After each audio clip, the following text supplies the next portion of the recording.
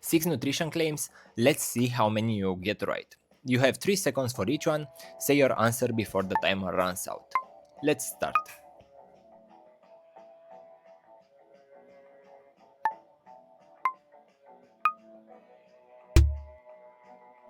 No, fat doesn't have some private shortcut to your waistline. What leads to weight gain is constantly taking in more energy than your body uses, and that energy can come from any type of food: bread, chicken, olive oil, it doesn't matter which one.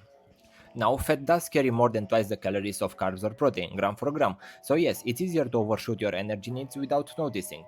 But that's an argument for being mindful of portions, not for cutting fat out. Olive oil, nuts, oily fish, all sources of fat, and all foods can absolutely be part of a healthy diet.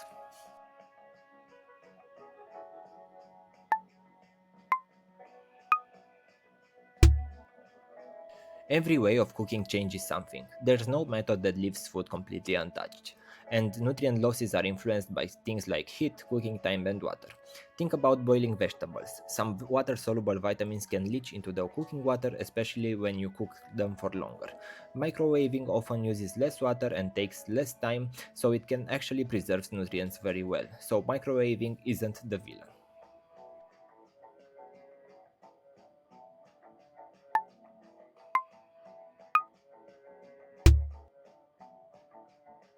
This one's true, and it's a nice bit of trivia. Your body spends energy just processing what you eat, and protein has the highest thermic effect of the three. Roughly 20 to 30% of the calories in protein can be used just to process it. For fat, it's only a few percent. That's one reason protein contributes to satiety, and it can also be useful when you are trying to preserve muscle. Just keep it in perspective. Across a whole day, the effect is relatively small. It isn't going to cancel out what you ate.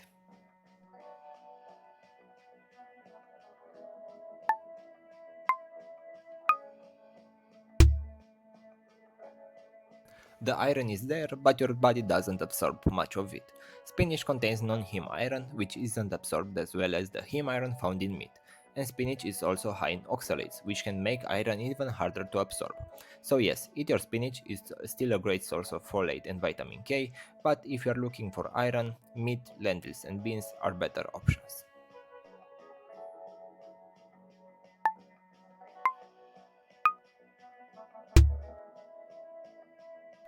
Yes, this one is true.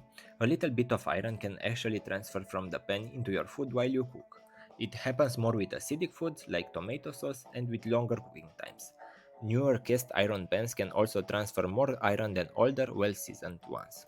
So, yes, it can give your meal a little iron boost, but don't start treating your frying pan like a supplement.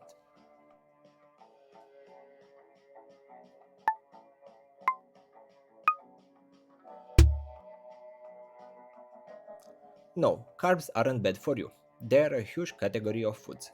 Lentils are carbs, so is a soda. Obviously, those two foods are very different. So it's not really useful to call all carbs good or bad.